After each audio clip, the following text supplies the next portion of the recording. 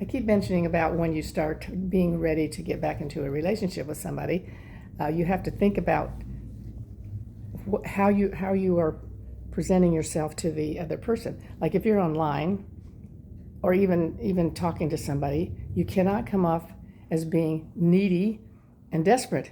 The other guy doesn't want to know about that. He wants to know how much fun you're going to be with. He doesn't want to hear that. He does, and don't constantly talk about your previous spouse, say your husband just died, or your ex-spouse that you had massive arguments and fights with, or boyfriends. They don't want to hear that. They want to hear about what you two are going to do together.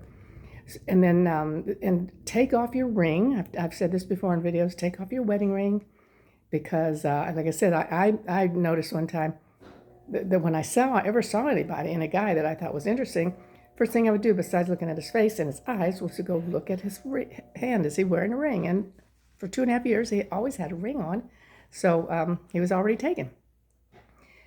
And then we all have a story, and just learn how to tell yours. Stop, just don't tell it forever. Stop talking. Take a breath. Let somebody say something else. Just quit telling your story. It is a constant monotone thing that goes on for a long time. People will start leaving the room.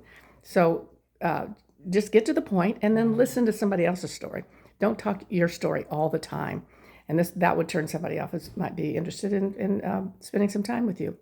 Anyways, those are just a few ideas that I have for tips for from a 78-year-old teenager about how to get back into a relationship. And once you get there, what do you do? Anyway, thanks for tuning in, and I'll see you next time.